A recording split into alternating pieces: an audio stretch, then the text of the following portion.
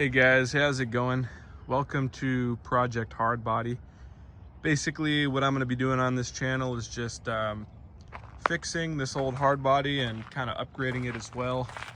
I picked this thing up for $3,000 a couple of weeks ago. It's a running and driving four-wheel drive 1991 Nissan Hardbody stick, so pretty cool and for a pretty good price.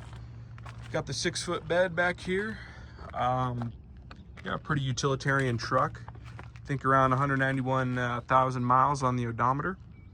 There is some light surface rust.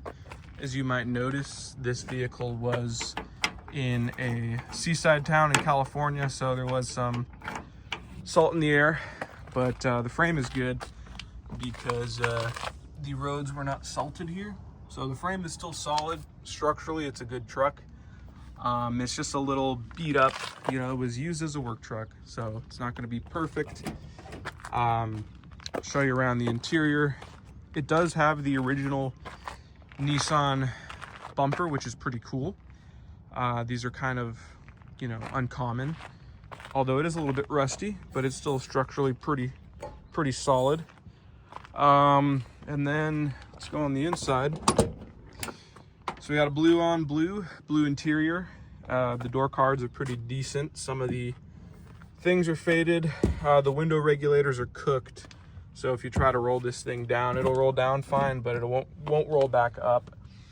I do already have the passenger side door card off for that very reason.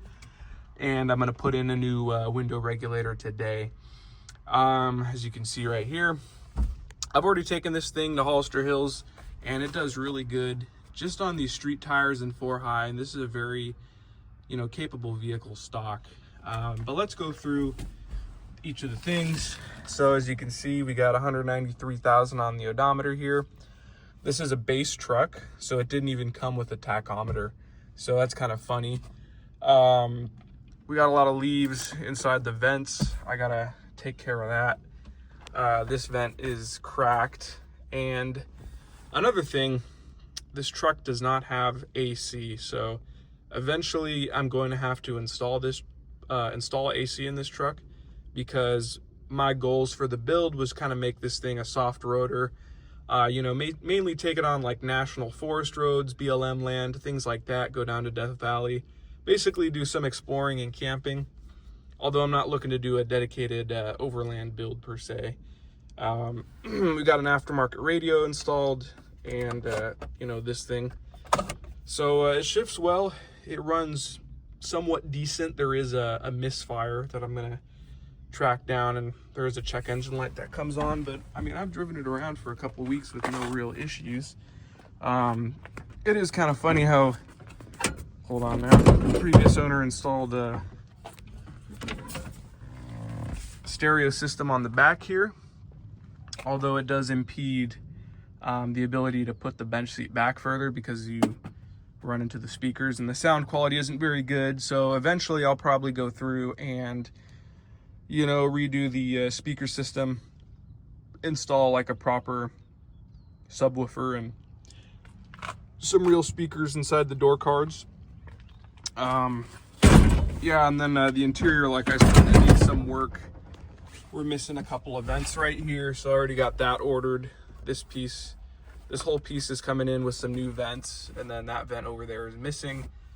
You can see I just lazily put on a dash cover because the dash is in rough shape. So we got this dash cover here. I haven't put the Velcro on, but we're gonna take care of that. And then we'll go back to the exterior again. I'll pop the hood. So this model doesn't have the VG30. We got the 4-cylinder KA20. Hold on now.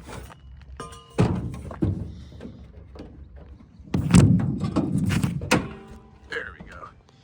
So as you can see under the hood, it's a little bit muddy. Took it through some water.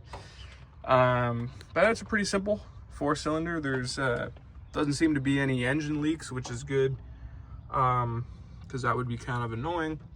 We do have new drive belts on here.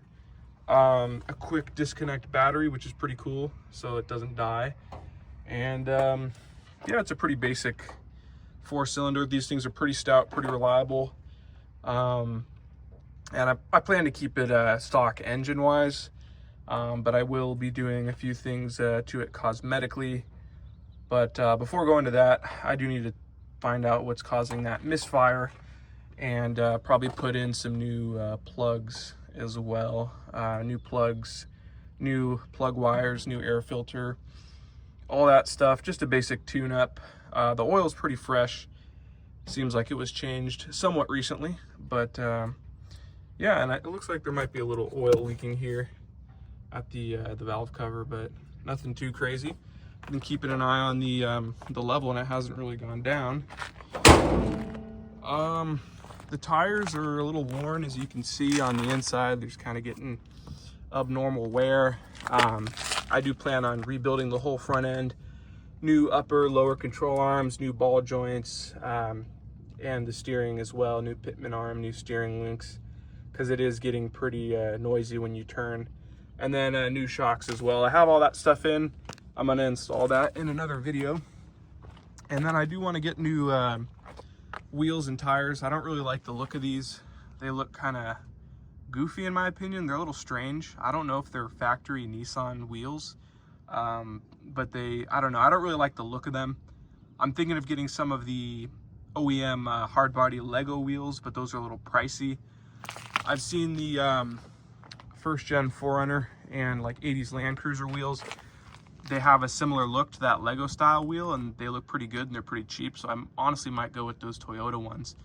And then I'll probably put either 31-inch all-terrains on here, because I think from the factory apparently they can fit 31 by 10.5 all-terrain tires without rubbing. Although I've heard mixed things. I've heard that it might rub on the inner fenders a little bit. We'll see about that. And then coming around to the back, obviously we got a little dent right here. Just minor cosmetic stuff.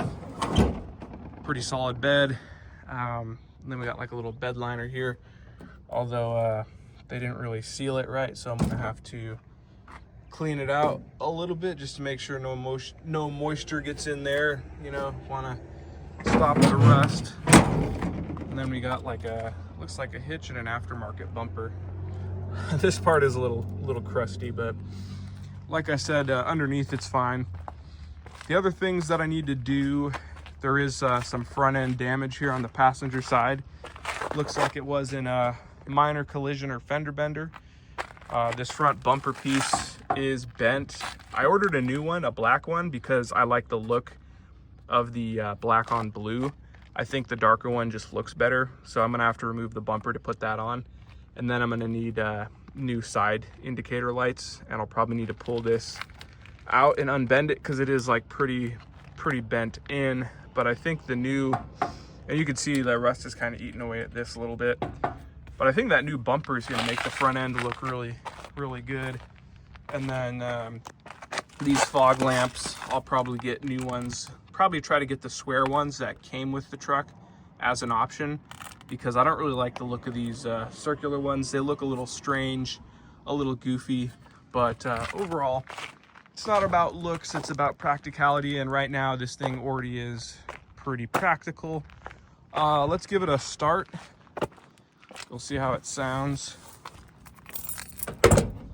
One of the cool things of this truck is the ability to start it without your foot on the clutch, and that's what's called the interlock button. So if you keep this button pressed and start the truck, and you can see my foot is not on the clutch, so I think we can do, well, it's a little bit far, but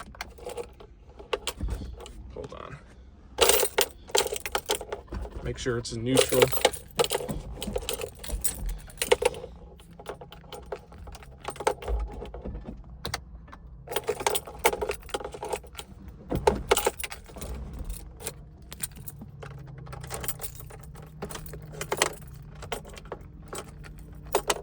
So as I was saying, if you hold down the interlock button, in theory, well, I have to hold with one hand, I gotta record, but there you go. It's already on. Did not have my foot on the clutch. And it just starts right up, and that's good for, you know, wheeling. As you can see, we do have a check engine light, and it is idling pretty rough right now. I think it's only firing on 3 cylinders.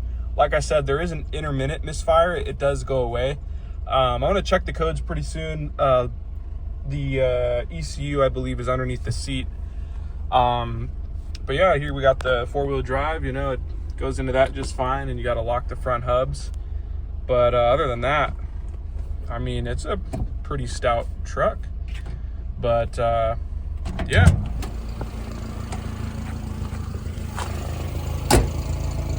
You hear the exhaust right here.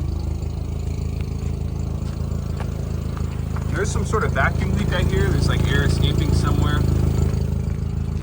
But we're gonna have to, you know, take care of that.